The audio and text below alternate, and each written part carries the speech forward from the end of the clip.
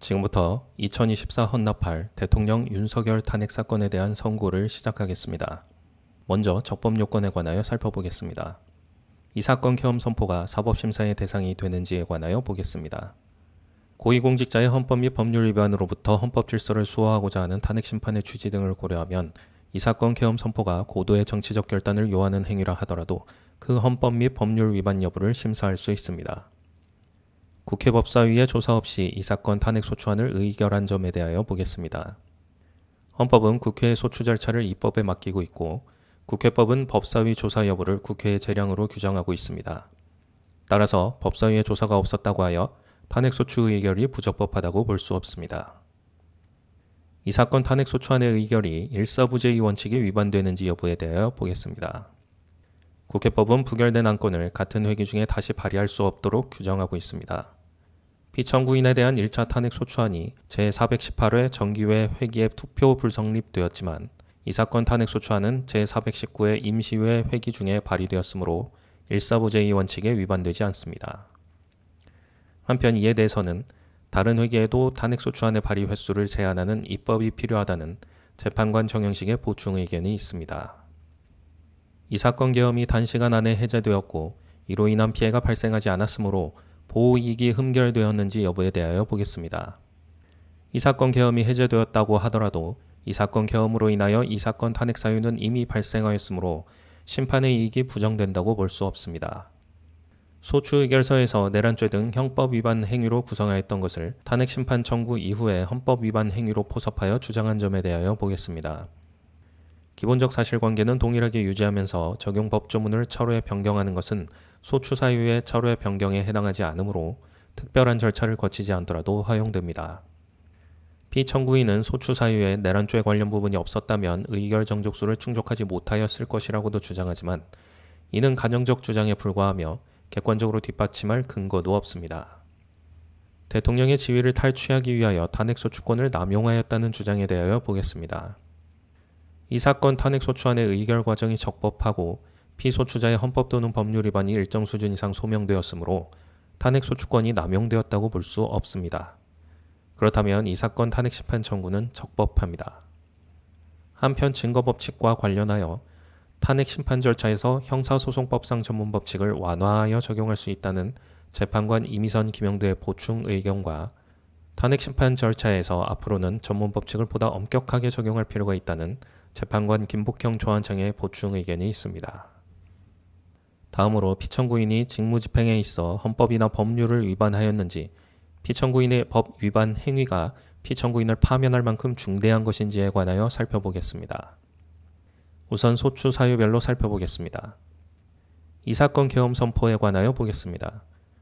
헌법 및 계엄법에 따르면 비상계엄 선포의 실체적 요건 중 하나는 전시사변 또는 이에 준하는 국가 비상사태로 적과 교전 상태에 있거나 사회질서가 극도로 교란되어 행정 및 사법기능의 수행이 현저히 곤란한 상황이 현실적으로 발생하여야 한다는 것입니다.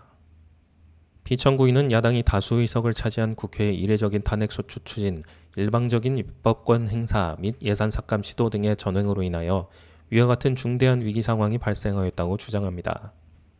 피청구인의 취임 후 이 사건 계엄 선포 전까지 국회는 행안부 장관, 검사, 방통위 위원장, 감사원장 등에 대하여 총 22건의 탄핵소추안을 발의하였습니다.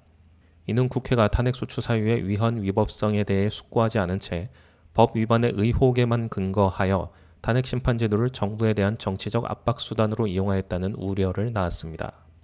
그러나 이 사건 계엄 선포 당시에는 검사 이름 및 방통위 위원장에 대한 탄핵 심판 절차만이 진행 중이었습니다.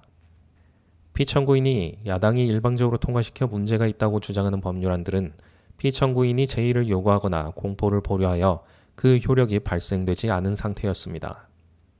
2025년도 예산안은 2024년 예산을 집행하고 있었던 이 사건 계엄 선포 당시 상황에 어떠한 영향을 미칠 수 없고 위 예산안에 대하여 국회 예결특위의 의결이 있었을 뿐 본회의의 의결이 있었던 것도 아닙니다. 따라서 국회의 탄핵소추, 입법, 예산안 심의 등의 권한 행사가 이 사건 계엄 선포 당시 중대한 위기 상황을 현실적으로 발생시켰다고 볼 수 없습니다. 국회의 권한 행사가 위법 부당하더라도 헌법재판소의 탄핵심판, 피청구인의 법률안 제의 요구 등 평상시 권력 행사 방법으로 대처할 수 있으므로 국가 긴급권의 행사를 정당화할 수 없습니다. 피청구인은 부정선거 의혹을 해소하기 위하여 이 사건 계엄을 선포하였다고도 주장합니다. 그러나 어떠한 의혹이 있다는 것만으로 중대한 위기 상황이 현실적으로 발생하였다고 볼 수는 없습니다. 또한 중앙선관위는 제22대 국회의원 선거 전에 보안 취약점에 대하여 대부분 조치하였다고 발표하였으며 사전 우편 투표함 보관장소 CCTV 영상을 24시간 공개하고 개표 과정에 수검표 제도를 도입하는 등의 대책을 마련하였다는 점에서도 피청구인의 주장은 타당하다고 볼 수 없습니다. 결국 피청구인이 주장하는 사정을 모두 고려하더라도 피청구인의 판단을 객관적으로 정당화할 수 있을 정도의 위기 상황이 이 사건 계엄 선포 당시 존재하였다고 볼 수 없습니다. 헌법과 계엄법은 비상계엄 선포의 실체적 요건으로 병력으로서 군사상의 필요에 응하거나 공공의 안녕질서를 유지할 필요와 목적이 있을 것을 요구하고 있습니다. 그런데 피청구인이 주장하는 국회의 권한 행사로 인한 국정마비 상태나 부정선거 의혹은 정치적, 제도적, 사법적 수단을 통하여 해결하여야 할 문제이지 병력을 동원하여 해결할 수 있는 것이 아닙니다. 피청구인은 이 사건 계엄이 야당의 전횡과 국정위기 상황을 국민에게 알리기 위한 경고성 계엄 또는 호소형 계엄이라고 주장하지만 이는 계엄법이 정한 계엄 선포의 목적이 아닙니다. 또한 피청구인은 계엄 선포에 그치지 아니하고 군경을 동원하여 국회의 권한 행사를 방해하는 등의 헌법 및 법률 위반 행위로 나아갔으므로 경고성 또는 호소형 계엄이라는 피청구인의 주장을 받아들일 수 없습니다. 그렇다면 이 사건 계엄 선포는 비상계엄 선포의 실체적 요건을 위반한 것입니다. 다음으로 이 사건 계엄 선포가 절차적 요건을 준수하였는지에 관하여 보겠습니다. 계엄의 선포 및 계엄 사령관의 임명은 국무회의의 심의를 거쳐야 합니다. 피청구인이 이 사건 계엄을 선포하기 직전에 국무총리 및 9명의 국무위원에게 계엄 선포의 취지를 간략히 설명한 사실은 인정됩니다. 그러나 피청구인은 계엄 사령관 등 이 사건 계엄의 구체적인 내용을 설명하지 않았고 다른 구성원들에게 의견을 진술할 기회를 부여하지 않은 점 등을 고려하면 이 사건 계엄 선포에 관한 심의가 이루어졌다고 보기도 어렵습니다. 그 외에도 피청구인은 국무총리와 관계 국무위원이 비상계엄 선포문에 부서하지 않았음에도 이 사건 계엄을 선포하였고 그 시행일시, 시행지역 및 계엄사령관을 공고하지 않았으며 지체 없이 국회에 통과하지도 않았으므로 헌법 및 계엄법이 정한 비상계엄 선포의 절차적 요건을 위반하였습니다. 국회에 대한 군경 투입에 관하여 보겠습니다. 피청구인은 국방부 장관에게 국회에 군대를 투입할 것을 지시하였습니다. 이에 군인들은 헬기 등을 이용하여 국회 경내로 진입하였고 일부는 유리창을 깨고 본관 내부로 들어가기도 하였습니다. 피청구인은 육군 특수전사령관 등에게 의결정족수가 채워지지 않은 것 같으니 문을 부수고 들어가서 안에 있는 인원들을 끄집어내라는 등의 지시를 하였습니다. 또한 피청구인은 경찰청장에게 계엄사령관을 통하여 이 사건 포고령의 내용을 알려주고 직접 6차례 전화를 하기도 하였습니다. 이에 경찰청장은 국회 출입을 전면 차단하도록 하였습니다. 이로 인하여 국회로 모이고 있던 국회의원들 중 일부는 담장을 넘어가야 했거나 아예 들어가지 못하였습니다. 한편 국방부 장관은 필요시 체포할 목적으로 국군 방첩사령관에게 국회의장, 각 정당 대표 등 14명의 위치를 확인하라고 지시하였습니다. 피청구인은 국가정보원 1차장에게 전화하여 국군 방첩사령부를 지원하라고 하였고 국군 방첩사령관은 국가정보원 1차장에게 위 사람들에 대한 위치 확인을 요청하였습니다.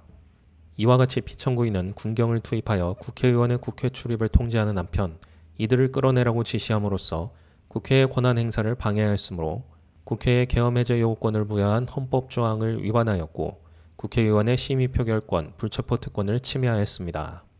또한 각 정당의 대표 등에 대한 위치 확인 시도에 관여함으로써 정당 활동의 자유를 침해하였습니다. 피청구인은 국회의 권한 행사를 막는 등 정치적 목적으로 병력을 투입함으로써 국가안전보장과 국토방위를 사명으로 하여 나라를 위해 봉사하여 온 군인들이 일반 시민들과 대치하도록 만들었습니다.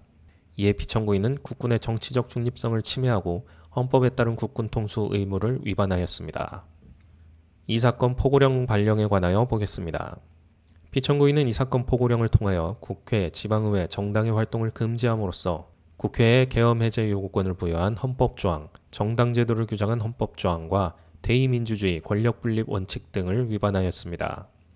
비상계엄 하에서 기본권을 제한하기 위한 요건을 정한 헌법 및 계엄법 조항 영장주의를 위반하여 국민의 정치적 기본권, 단체 행동권, 직업의 자유 등을 침해하였습니다. 중앙선관위에 대한 압수수색에 관하여 보겠습니다. 피청구인은 국방부 장관에게 병력을 동원하여 선관위의 전산 시스템을 점검하라고 지시하였습니다. 이에 따라 중앙선관위 청사에 투입된 병력은 출입 통제를 하면서 당직자들의 휴대전화를 압수하고 전산 시스템을 촬영하였습니다. 이는 선관위에 대하여 영장 없이 압수수색을 하도록 하여 영장주의를 위반한 것이자 선관위의 독립성을 침해한 것입니다. 법조인에 대한 위치 확인 시도에 관하여 보겠습니다. 앞서 말씀드린 바와 같이 피청구인은 필요시 체포할 목적으로 행해진 위치 확인 시도에 관여하였는데 그 대상에는 퇴임한 지 얼마 되지 않은 전 대법원장 및 전 대법관도 포함되어 있었습니다. 이는 현직 법관들로 하여금 언제든지 행정부에 의한 체포 대상이 될 수 있다는 압력을 받게 하므로 사법권의 독립을 침해한 것입니다. 지금까지 살펴본 피청구인의 법 위반 행위가 피청구인을 파면할 만큼 중대한 것인지에 관하여 보겠습니다.